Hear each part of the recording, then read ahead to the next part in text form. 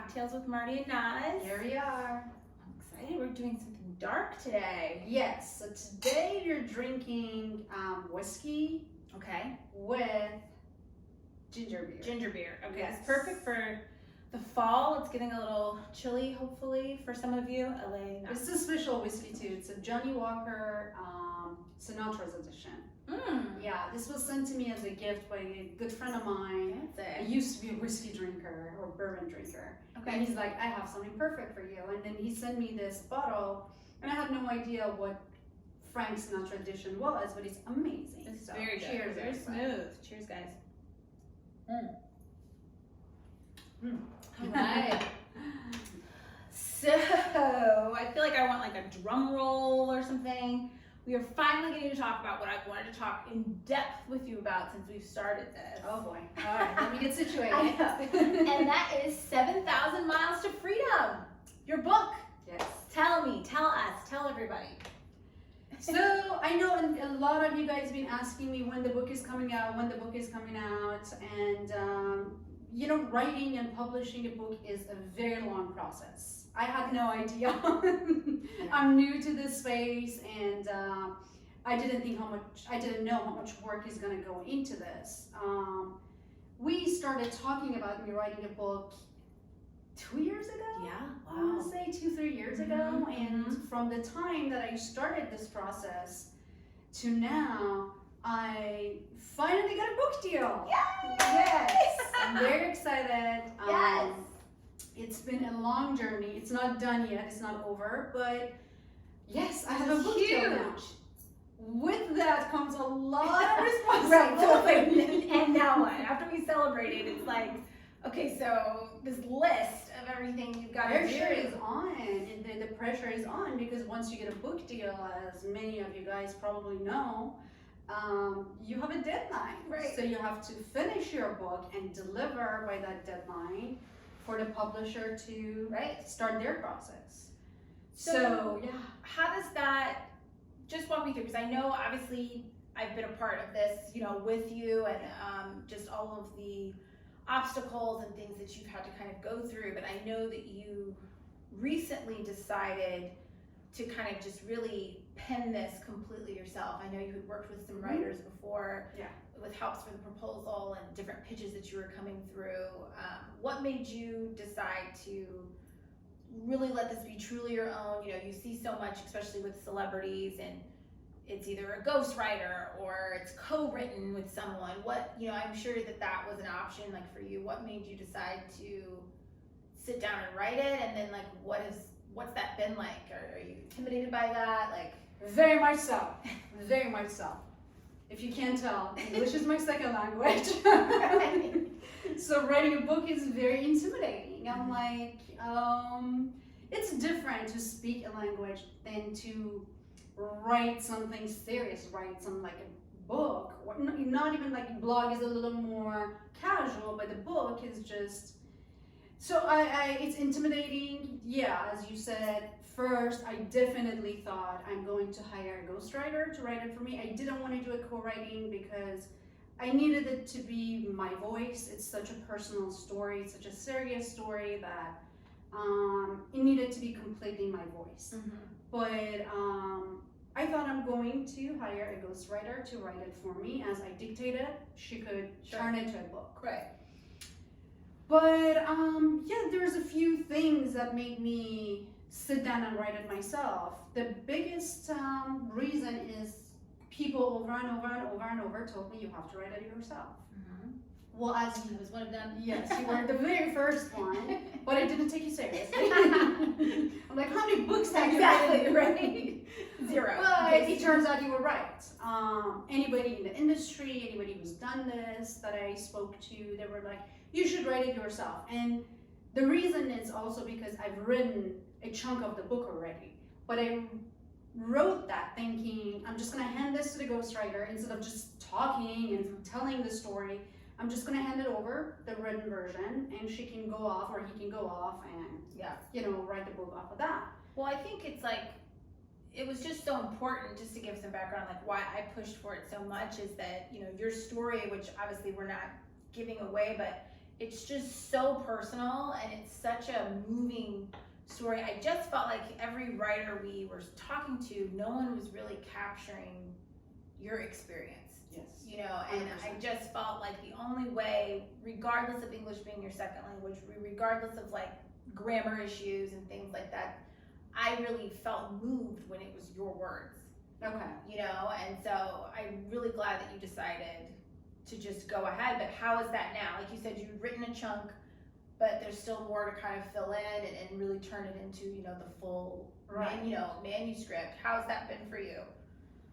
It is a little challenging, I'm not gonna lie. Writing is not easy. Kudos to all the writers out there. They're very, very talented because it's not easy. What I'm doing now, I'm going back to the chapters I've written and I'm just adding to it, because before I just left it for whoever that's gonna come in and finish the book or write the, book fully. I just was thinking, oh, they're gonna do it, they're gonna, fill it out. But now I'm going back and I'm thinking more about more events and, the way that you have to bring the readers or the audience, you have to let them know how you felt, at the moment. And, to capture the moment, you have to talk about your feelings at the moment and what was going on at the moment. So I'm just going in and adding all, those details and feelings. And now I have to talk to my family to see what they remember, how they saw me from outside when I was going through all this. So that gives me a little more of a, point of view of how do I explain this, how do I express this. So there's a lot of work still to be done. As I said, talking to my family, getting those details, sitting down with myself and thinking back, because I've tried to block a lot of those memories. Obviously, they are not, pleasant memories. Right. They were things that I just wanted to forget and move on. So now I have to sit with myself and actually think about all those events that happened and remember all the details so I can transfer that to the book and, let the readers know what was exactly going on. Yeah.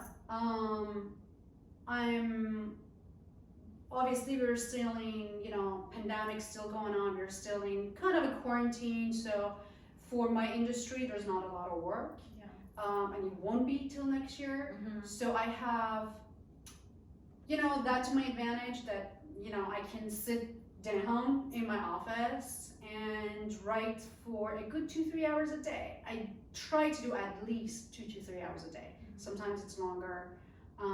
Because now that I have a deadline, I have to finish it. To hold you accountable, Y'all hold me accountable. I have to finish this by March 1st. March 1st. And so what's then the process? When can we see it on shelves? Like, when did they tell you that yet? Or is it just submitting it by March 1st? I have to submit the manuscript by March 1st, but what their, process, how that works, I'm not 100% sure. But I think by next year this time, we can have a tangible, book in our hand. Yeah. And, my hope is it's not gonna take longer than that. Yeah.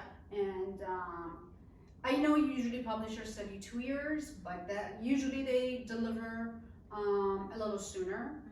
So hopefully, I want to say, if not earlier, by next time this year, we will have the actual. Yes! And you will know all my secrets. All the secrets!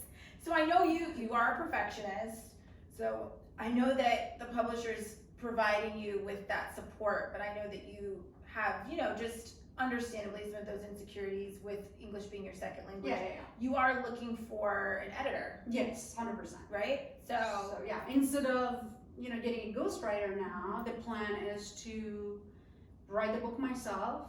And what I learned is actually even the writers, whose is their job, they are authors, they're writers, they have editors. Yeah, exactly. So even they, after they're done, they hand it to an editor to kind of like clean it up. So obviously, I'm gonna finish it, but then instead of getting a ghostwriter, I'm going to get an editor. If anybody knows a book editor, a good one. Yes. I'm gonna hand it to the editor to kind of like clean it up and then hand it to the publisher. Okay. this is amazing. I feel like 2020 has been such a roller coaster from everyone I've talked to of like devastating, horrible news to amazing news and moments. And so I just think when we do have these good moments, we just really need to celebrate them and live in it and bask in it, because this has been a wild year. That's true. And you know what? I was just talking to a friend of mine, and we were talking about what bad this year has been and all the bad news and all the things that happened. Mm-hmm. But it kind of pushed us out of our comfort zone. And Mhm. I said in one of my posts on Instagram, my identity, I thought, I was a stylist. I was a celebrity stylist. And Yeah. my life every day was, styling my clients for the biggest events in Hollywood. And, I was so busy every day. Events and, fashion shows and designers. And it was just, take that, from someone who that's her life, you feel like your identity has been taken away from you. And I was actually having this conversation with another friend of mine who has completely, a different opportunity. That was her dreams come to fruition, and she's doing something that she loves because she couldn't do what she was doing every day. Yeah. And this kind of pushed us to, even though we had a few months of sadness and depression and oh my God, what am I going to do, pushed us to, move forward with the things that we really wanted to do. Mm-hmm. And I know for you were always such a busy person doing so many things. I know, right? So all that things, being All that taken was taken away. away, And I know you have a passion and a love for filmmaking. yeah. Mm-hmm. And you are, as I'm Exactly. getting the opportunity Yeah. to do that. Exactly. I Just think focus on that. just focus on it. I think, and not to say, I know, first off, we both know that people are still struggling today. So 100%. this pandemic is very much still going on. People are not working. We, are dealing with that too. So it's not to say that like it's all roses, but again, like you said, they're trying to find that silver lining and how this has pushed us. And for me, like you said, I just was always doing so much, going from one film festival to the other, trying to fit in a film shoot when I could, or dealing with my health and having those kind of like setbacks. So when all of that kind of cleared away in terms of the travel and being on the go, I could really sit and just focus on reading scripts, developing stories with, my partner Jasmine, meeting other filmmakers. And that's what I'm so excited about, because I think a lot of you, that follow us, we work in Hollywood. Our industry is film and entertainment. Industry. And, certainly we see like shows are now back on, or, we see that films are in production, and, but it's the big ones, like Robert Pattinson filming Batman, sure, with their $30 billion or whatever that budget is, but, for the independent filmmakers, for the smaller budgets, a lot of us have still been on our own. And I felt like I'm kind of in that weird middle space, and this is no shade at all to it. I've done that, I've been there, I'm not making movies like on my iPhone anymore, and so I've seen the kind of like 8-person crew that are making projects right now, like a little short film here, which is amazing, and it's phenomenal. And I mean, even Zendaya, she did something, on Zoom. So there's no level of what's better or what's worse, but I really found, with Jasmine, we started making movies that were, SAG productions and these larger scale crews, with extras and cast. It's like, how are we gonna make a movie in COVID? How do we get back to work? Because we don't have the backing of a studio kind of budget. And so I'm just really excited because a filmmaker that I met last year, Teo Mahahi, he has this amazing script. It's a romantic comedy. Which you love. Which I love. The genre that you love. Best Friend's Wedding, Pretty Woman, like give me all of it. Sleepless in Seattle, just keep going. And we don't make those anymore. We don't even make them anymore. So when he sent me this script, I loved it. It's about a Black French immigrant who goes home with his white girlfriend for the first time for Thanksgiving. So it's the culture shock, you know, it's awesome. And I was like, when are we actually gonna make this? We were supposed to be making it actually right now in October, and COVID set us back. And so it was just trying to figure out what do we do. And we have this amazing line producer that's figured out what those protocols are, what that adds to your budget. Just, you know, Naz and I are so transparent, just so you guys know, it's about an extra $50,000 to $100,000. Yeah.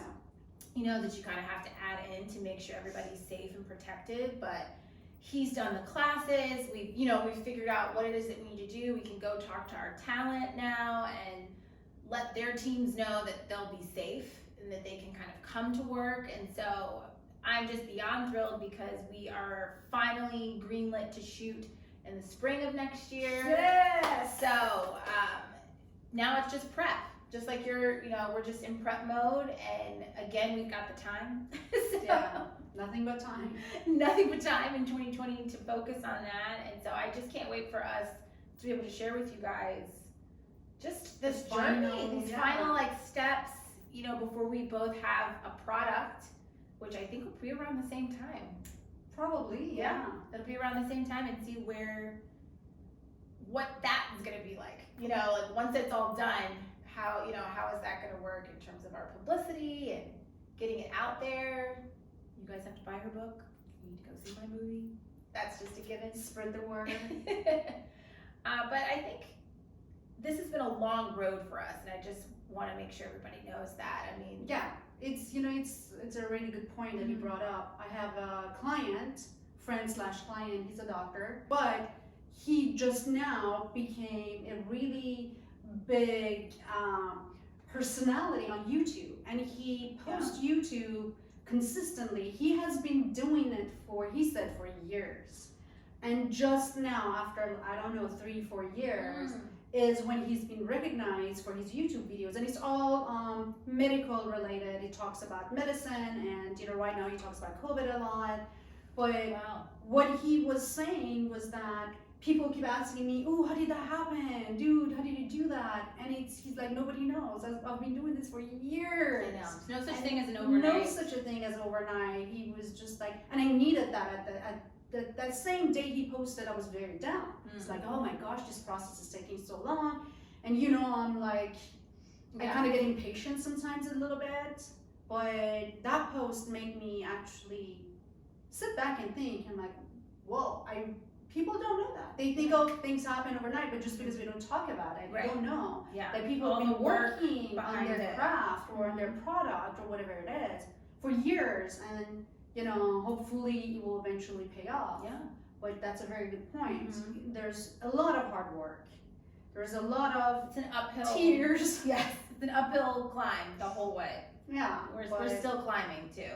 We're not coasting yet, but yeah, when they say don't give up, and it's so cliche, and sometimes when we're in the bad mood and we have those days like, shut up, I just don't want to hear it again, don't give up. Yeah. But it's true, it really is true, because as they say, the minute you give up is that minute that if you just hold on just a one little more bit day, longer, just a little bit longer, it would have happened. It's true. So. And just make sure you keep people around you that are truly supportive. Exactly. Rooting for you. That are really rooting for you, that believe in you. There is no dream that is too big. And like, say it out loud. Like, I say out loud that I am going to be a huge movie director. Like, that is what I say to anyone that like wants to listen. Like, have the confidence. You are an author. You are an activist. And owning that and making sure you keep people around you that want to lift you up and that truly believe in you. I think there's a lot of people around that, kind of halfway are cheering for you, or, oh, that's nice, doubting good for you, Naz, or, oh, okay, Marty, but people that really believe in you, and keep those people close and lean into them. That's so, so, so important. You know me very well, I'm an empath. So like things affect me very deeply that doesn't affect somebody else at all. And if I didn't have people like that, especially you, to just keep telling me, keep going, it's gonna happen. It's a great story, you have to tell the story. Yeah. If I didn't have you, if I didn't have my sister, and people who actually, I mean, I consider myself lucky. Nobody has told me, hey, I don't think you should do that. Yeah, So you've never even. but I doubt myself. Sure. You know, your biggest critic is yourself. Yeah. But people like you who keep telling me, keep going, it's gonna pay off, you know, it's worth it. You need people like that around you to literally just moving forward and knowing it's going. gonna happen. Keep going. Yeah, just block those people who say no, naysayers, you know, they're not welcome. And block that and just, you know, hang out with people who tell you Exactly. it's gonna Hang out with happen. us. I'm believing you. Just come and have drinks with us. Yes. You know, and we'll make you always feel better. We are the biggest cheer squad. Nobody's dream is, you know, small. Nobody's dream is, Too you know, too big or too small. You know, everybody has a dream, and who's to say it can't come true and you can't do it? Anything's possible. Look at me. I came from a country that. I know. I can't wait for them to know your whole. You guys don't understand when you actually read Naz's story. Like I'm not gonna cry right now at the moment, but you would not. It's almost it's difficult to even believe when you're sitting here. You are such a warrior, and I just So can't are wait you. for Thank everybody to know. And thank you. Cheers All right, to cheers, that. guys. Keep going. Don't give up. Yes, do that. Cheers. Cheers.